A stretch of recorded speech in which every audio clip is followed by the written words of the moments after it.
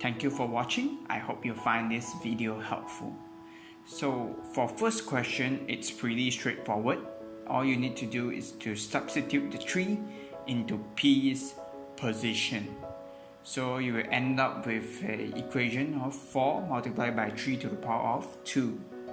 And you will get 4 times 9, and the final results will be 36.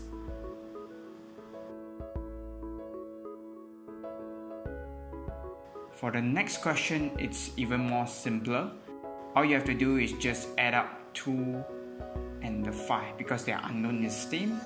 And when unknown is the same, multiply together, all you need to do is just add up the difference in the power, which is 2 and 5. You get n to the power of 7.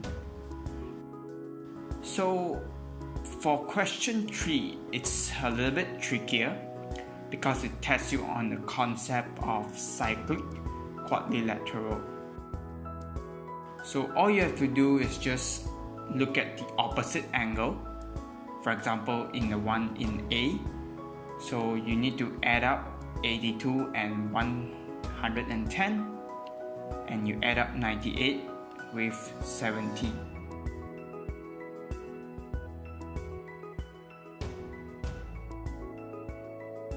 If the opposite angle add up and you get 180, then it will be qualified as a cyclic quadrilateral.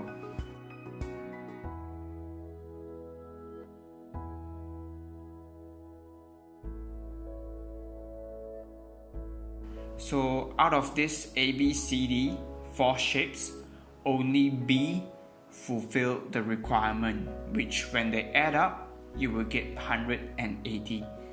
So B will be the final answer. So moving on to question 4, which they test you on the standard form. All you need to do is to change the numbers into 2 point something. So for in our case, I will calculate how many times I shift to get 2.47, so which is 6 times. So multiply by 10 to the power of 6.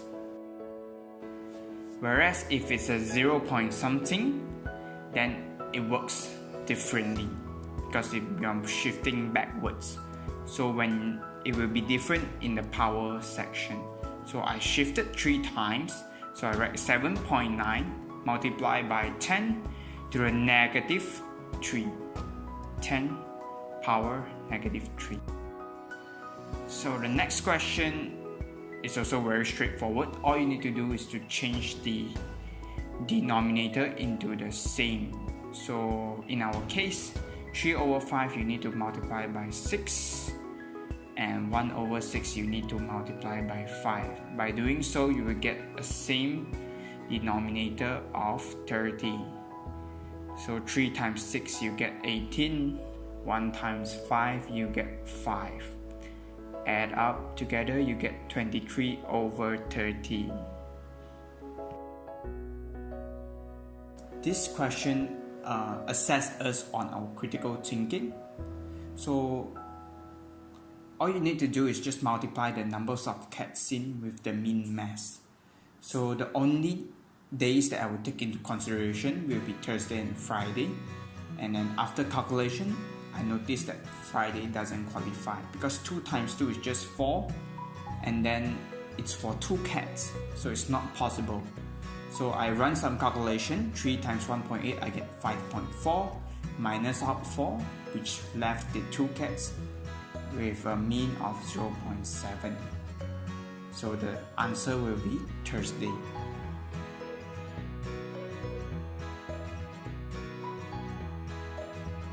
Next, which is question 7.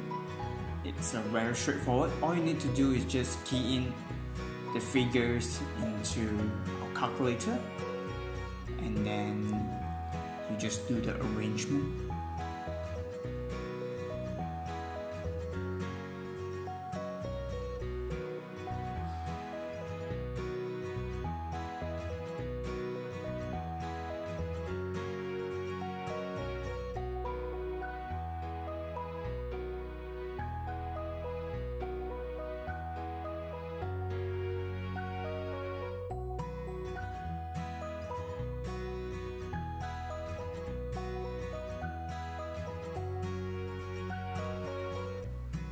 as for the next question, it assesses us on upper bound and lower bound, correct to 1 decimal places. So when we're dealing with upper bound and lower bound, all you need to do is add a 0.05 and minus 0.05. By doing so, you'll get the upper bound of 4.25 and the lower bound of 4.15.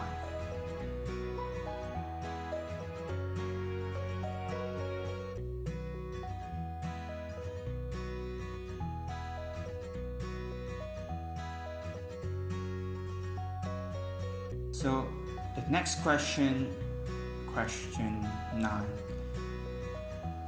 The first part, they ask us to identify which part of the journey has the fastest speed. So you have two options when approaching this question. You can either do the calculation speed equals distance over time, or you can simply just look at the stiffness of the line, or also known as gradient. The stiffer it is, the faster it is.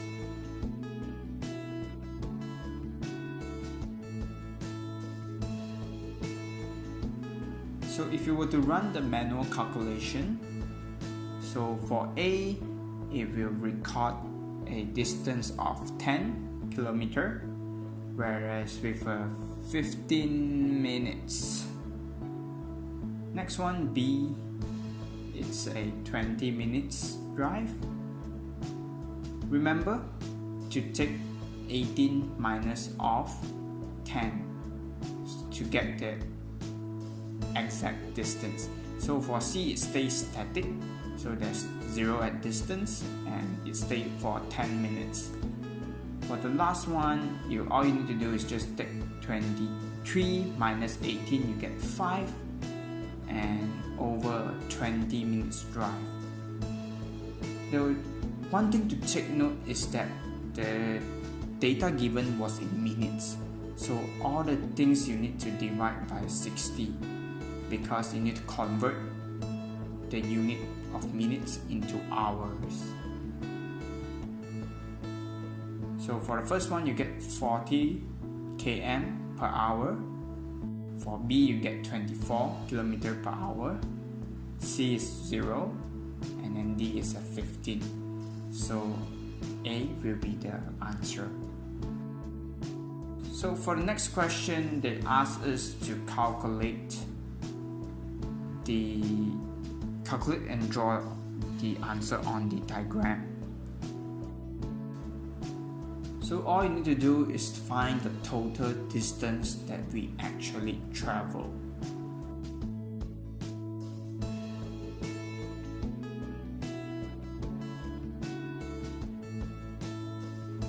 So with a 20 km per hour, and then we multiply by the time taken, then you will get the distance traveled,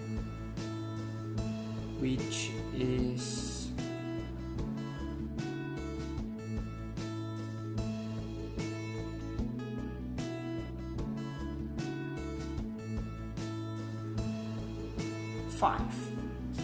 5 kilometers. So now that we know the data already, so within the drive, the 15 minutes drive, we need to add 5, which is 28. So here it is, 28. So this will be the line for the question B.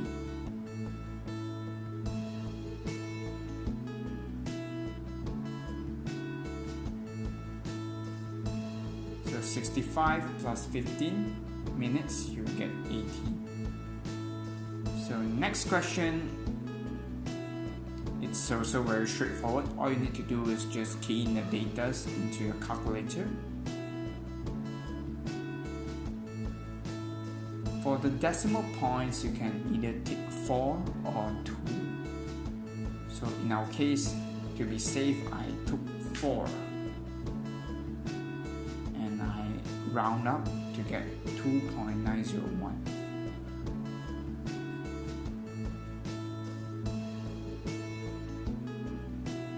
As for this question, it's 3.1725 or 3.173.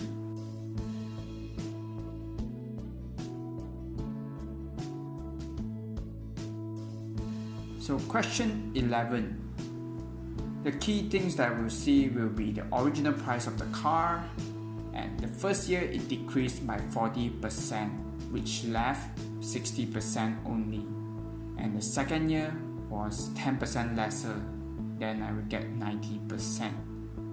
So this is the first year results, and I multiply by 90% to get the second year's value.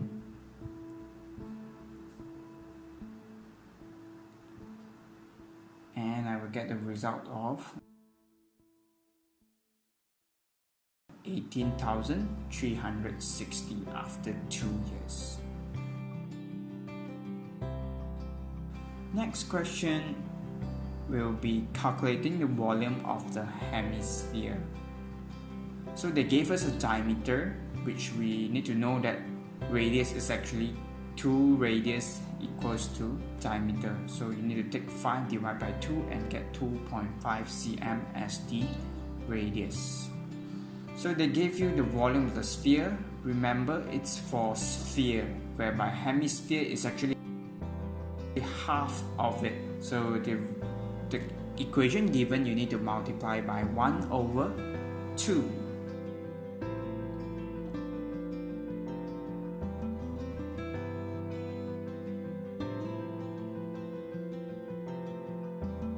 So by doing so, you will get a formula of 1/2 times 4/3 pi r cubed, which is 2.5 cubed.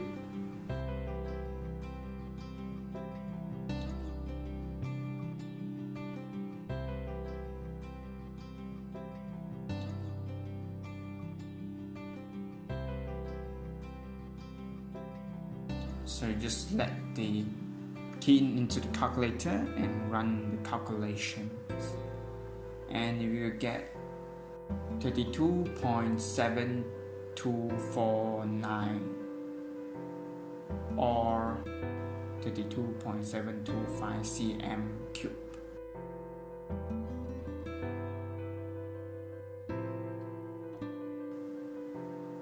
So the dots on top of the 2 means it is recurring.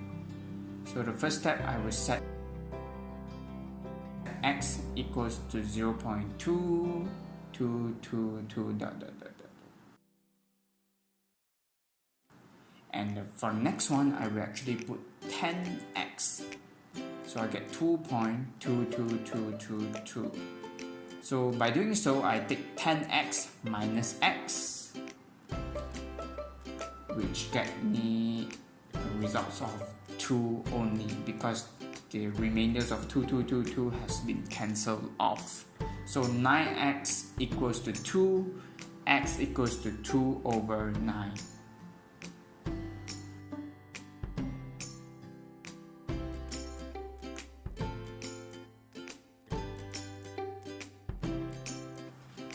So the next question, which is question 14, there's 2 shapes here. One is a square and a rhombus. So for rhombus, all 4 sides will be the same. So it shares a same side with the square, which means rhombus will have 5 as well as their sides. So I count 1, 2, 3, 4, 5, 6 sides. So 6 times 5, I will get the perimeter, which is 30 cm. Next, the question asks for the area of the shaded shape. So for rhombus, the height is already given. All you need to do is just take the side, which is 5 cm, multiply by the 4.5. Whereby for square, very straightforward, just 5 times 5. And you will get 25 for the rhombus,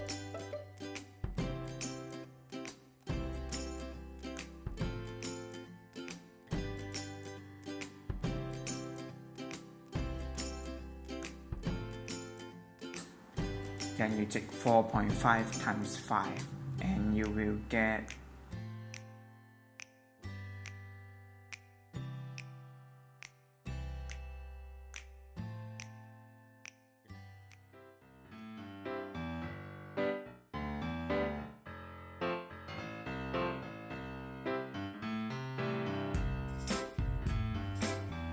22.5.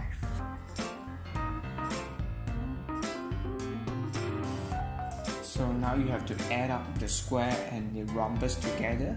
So 25 plus 22.5, then you will get 47.5.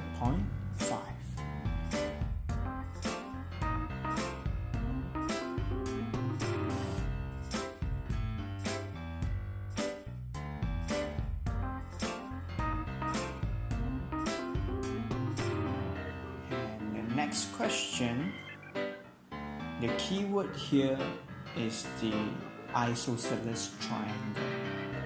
Isosceles simply means that BA equals to BC, which makes angle BAC equals to BCA. So the workings will be as below. All you need to do is take 180 minus 44.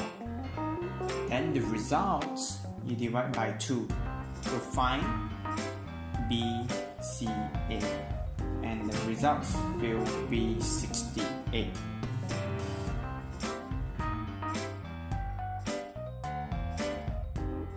To the next question, we are actually using a formula to calculate the sides. So all you need to do is take the exterior angle, okay, 360, divide the exterior angle, then you will get the numbers of sides.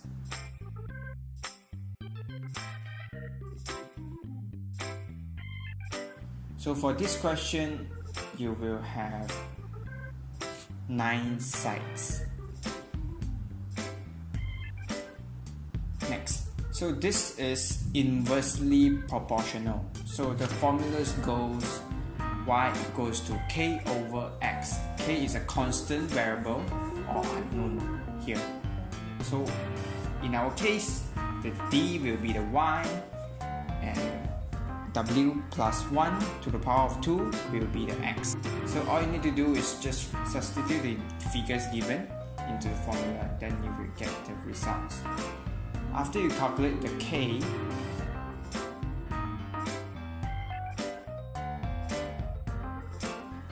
which is 80, now all you need to do is to substitute the 80 and w equals to 7 into the formula that we derived earlier to find the actual answer.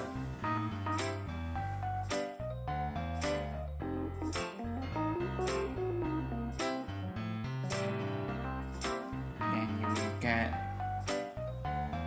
5 over 4, which is 1.25.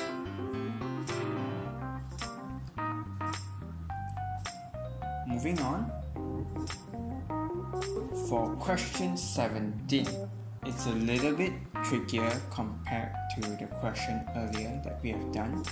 So the first thing you need to do is to find the a and b's gradient. So by doing the formula y2 minus y1 over x2 minus x1, you will get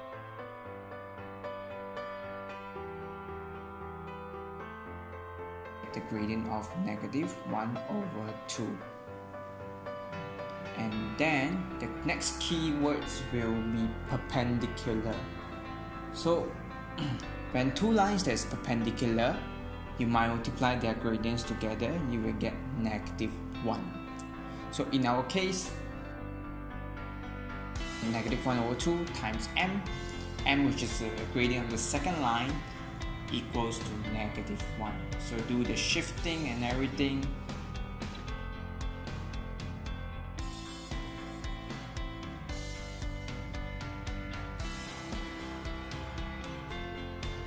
So I actually left out a negative in the notes, but I key in correctly in the calculator.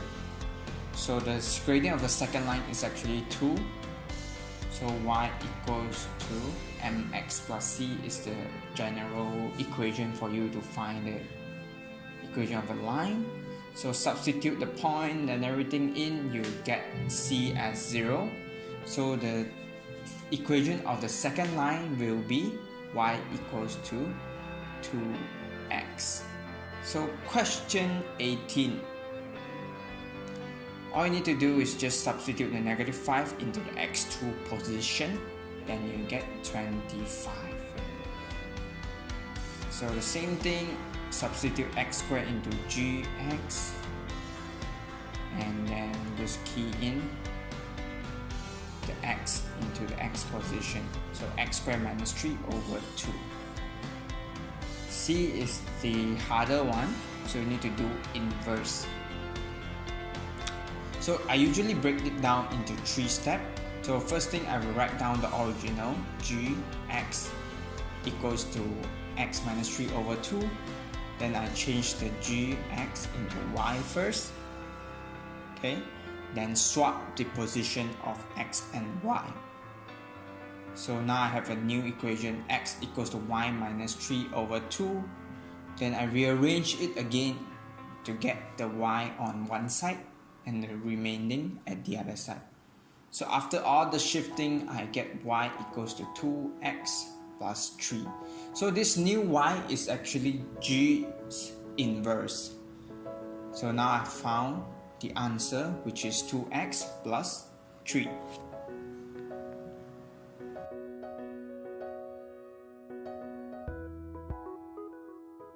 And question 19. So the first one is to find a suitable tangent and find the estimate of gradient when x equals to 1. So I've actually pointed out, all you need to do is to draw a line from there. So just select 2 points and then use the formula earlier, which is y2 minus y1 over x2 minus x1. So I set up 2 points. First point will be 1.4, 0 and 0.6, negative 2. So with these 2 points, you can actually choose any point, don't have to be the same as mine. Okay, and yeah, mine results will get me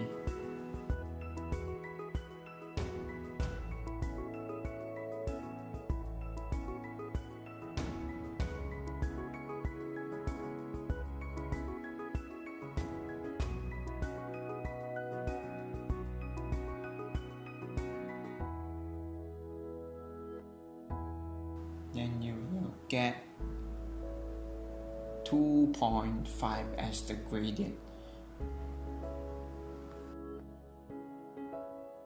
So for the sample marking scheme, it was stated that as long as your answer is between 2.1 to 3.9, question B. So they say the x coordinate is negative and gradient of the tangent is 0. So 0 means it is a straight line. So only when y equals to 8, then it is a straight line.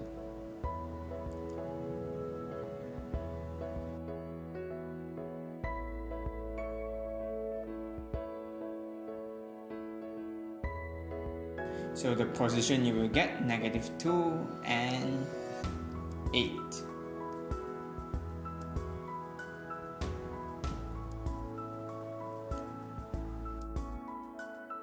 Next question, so A is for integers. Integers means a whole number.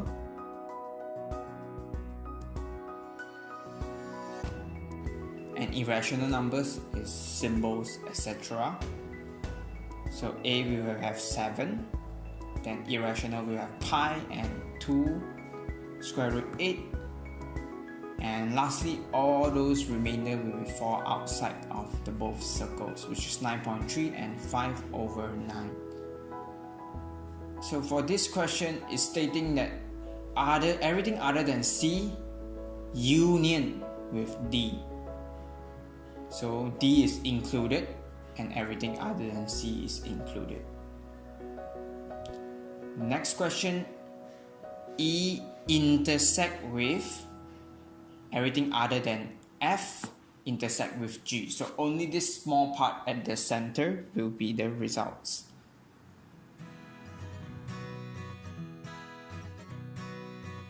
Question 21. To calculate the area of the triangle,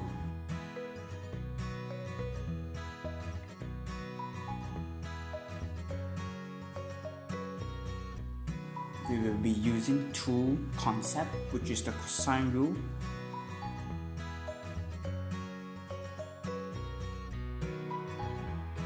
and also the sine. So with the information given, the first thing we're going to do is to find AC, which is the base of this triangle. So the cosine rules goes AC squared equals to AB squared plus BC squared minus 2AB times BC times cosine ABC.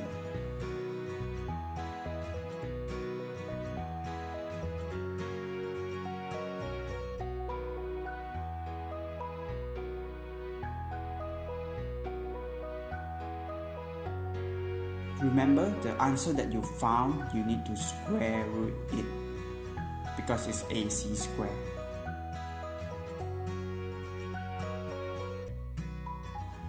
So after the square root, you will get 7.24 approximately.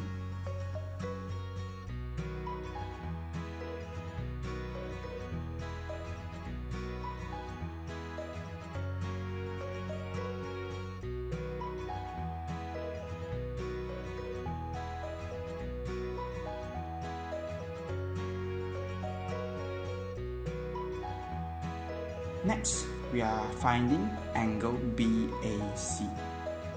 Okay, because it is essential for us to get the angle BAC in order to use our sine. Cosine rule works two ways, and then we are using the second type of it now. So cosine BAC will be equals to AB squared plus AC squared minus BC squared over 2 times AB times AC, and from this you will get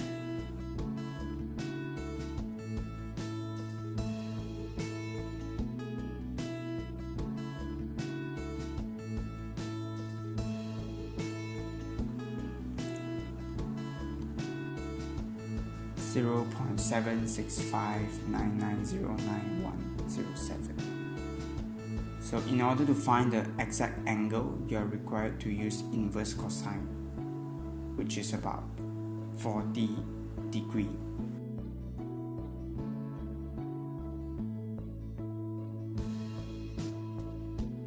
So with this 40 degrees, then we can now use sine to find the height, which is sine equals to the opposite and hypotenuse. So the opposite is the height and hypotenuse will be AB.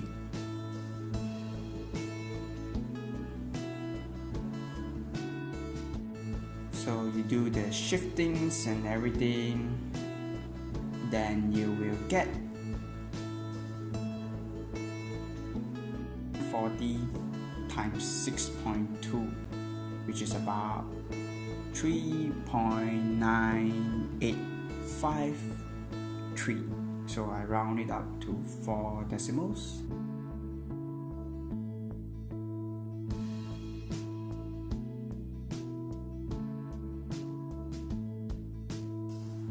If you round it to 2 decimals, then you will get 3.99. So now that we have the base and the height, Then we key into the formula, which is 7.24 times 3.99 times half. Then the area of the triangle will be 14.4438 or 14.44 cm squared. Question 21b, it may look similar to the previous question, but for this question, the area of the triangle itself has already been given. So the concept that we are going to use to derive x angle or angle DEDF will be using area of the triangle and also sine. So if you do the sine first, then you can find the height.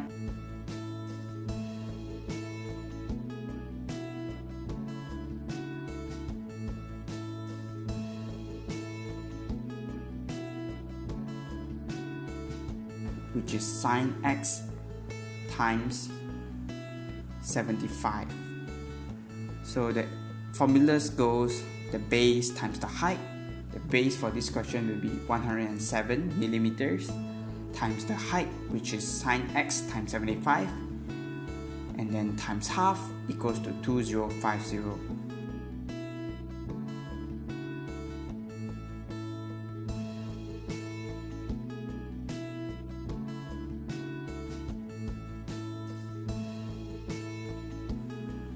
So you do the shiftings and everything, you 2050 divide 1 over 2, you get 4100.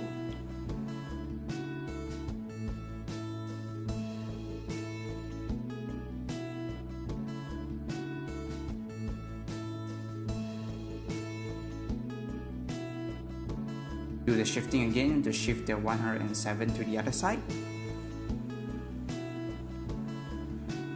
Then you will get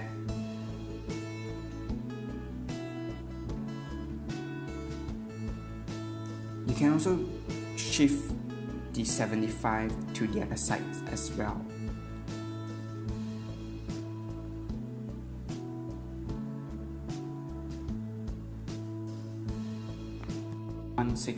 over 321. So to simplify the calculation, I will simply change it into decimals, which is 0.5109. So use your inverse sign.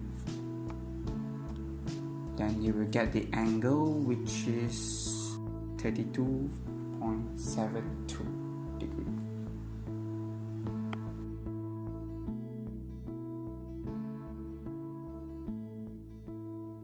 So for question 22, so we are required to use the frequency density formula. So the formula is as below: frequency density equals to the frequency over the class width.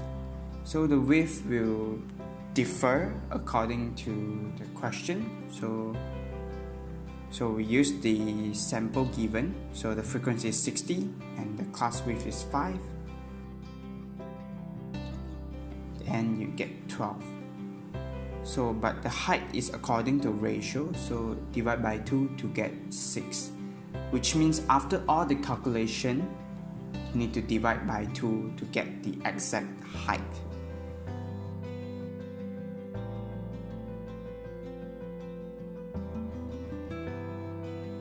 So moving on to the next question, the frequency is 7 over 10.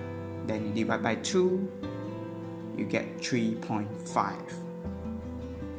Same thing, 40 over 20, divide by 2, then you get 1. Last one, which is the class width is 15. So 30 over 15 divided by 2, you get 1 as well. So moving on to question 23.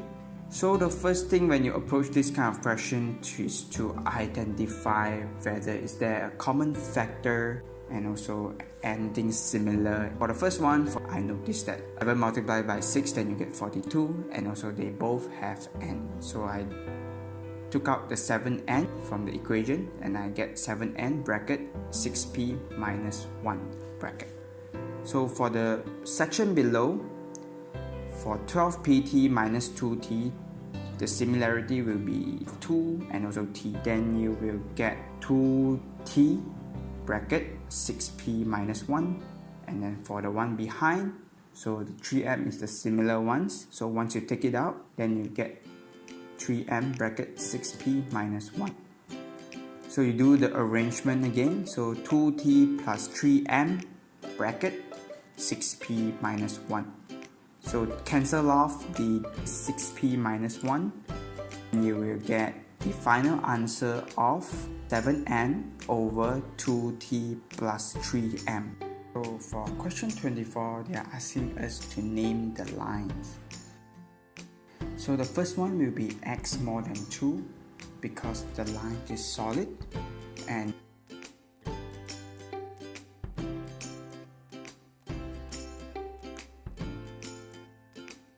the r is located right side of the line, so it's x more than 2.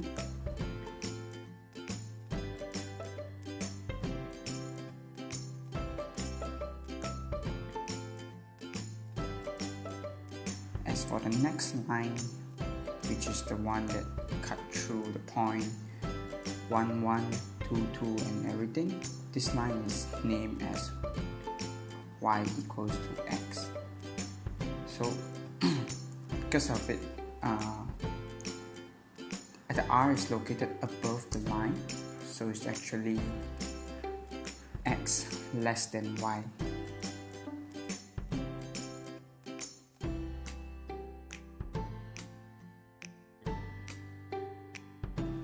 As for the last line, the first thing you need to do is to identify the gradient.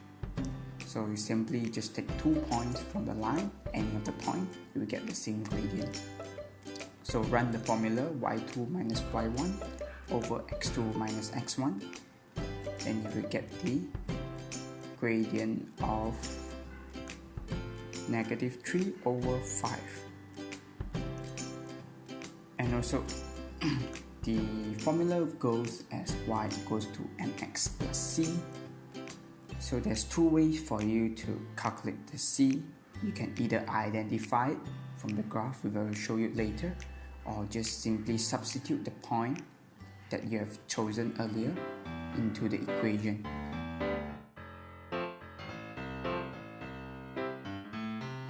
So after the calculation, you will get c equals to 6. So the second option is straight away identify the intersection on the line y, which is 6.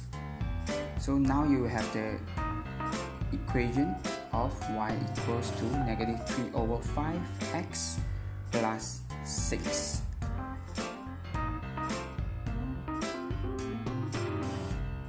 Then next thing is to identify whether it's more than or less than. So in this case, y will be less than equals to, because it's solid line,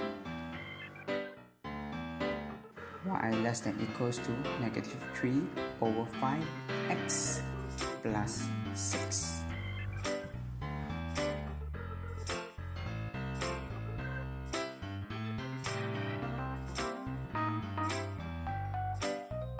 So for question 25, A is asking us for which of the matrix calculation is not possible. So the first thing to do is to write down the row times column of A, B, C, D for easy calculation. So A will be 2 rows and 2 columns, so I write 2 times 2. B will be 2 times 2 as well. C will be 2 times 3 because there's 3 columns, and D will be 2 times 1. So A plus B will be possible because both of them are 2 times 2. As for 3C, it's just simply multiply everything inside the C by 3. Only trickier part will be C and B. I have actually write it down, so C will be 2 times 3 and then B is 2 times 2. So I have redrawn a rectangle. The multiplication is only possible if the numbers inside the square is the same. Whereby we check AD is actually 2 times 2 and 2 times 1. So both the two is the same, so for this part, A times D is possible.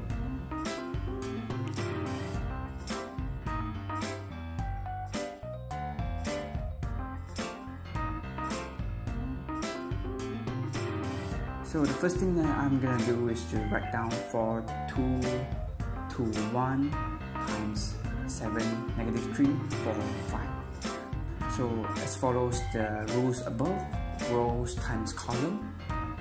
So the first row we'll be looking at A, which is the 4 and 7, and then we have 2 times 4. The next will be the same thing, 4 times negative 3 and plus 2 times 5. Then moving on to the next row of A, which is 2 times 7 and 1 times 4.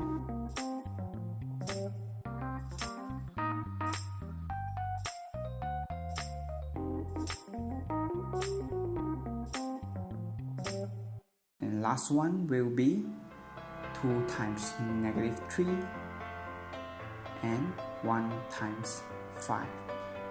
So just do the calculation.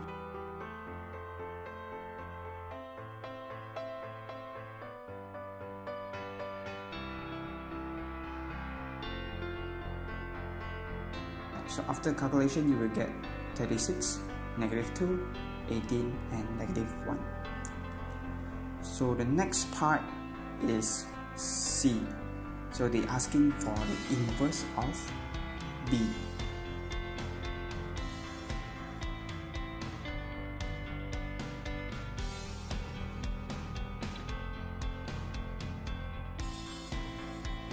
So the formula for inverse B goes as below, which is 1 over determinant of B, then bracket D, negative B, negative C, A. So if you don't know what's the A, B, C, D, so A, originally if we look at the formulas, up there will be 7, A is actually 7, then B is actually negative 3, and C is actually number 4, donkey is actually 7. So the first thing that we're going to do now is to calculate the determinant of B. It involves taking A times D minus of B times C. So in our case it's 7 times 5 minus 4 times negative 3. So the total will be 47. 1 over 47, so 5, 3, negative 4, 7 is the answer. The last question is asking for why matrix A does not have an inverse. So to determine whether or not the matrix given have an inverse, we have to check its determinant. So if it's equals to 0, which means that it doesn't have determinant.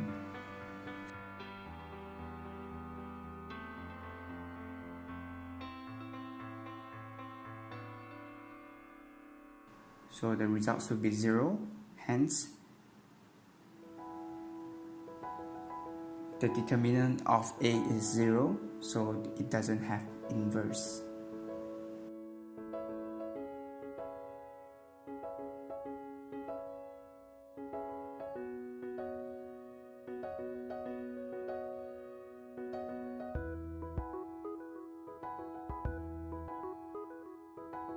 Thank you for watching. I hope you find this video helpful.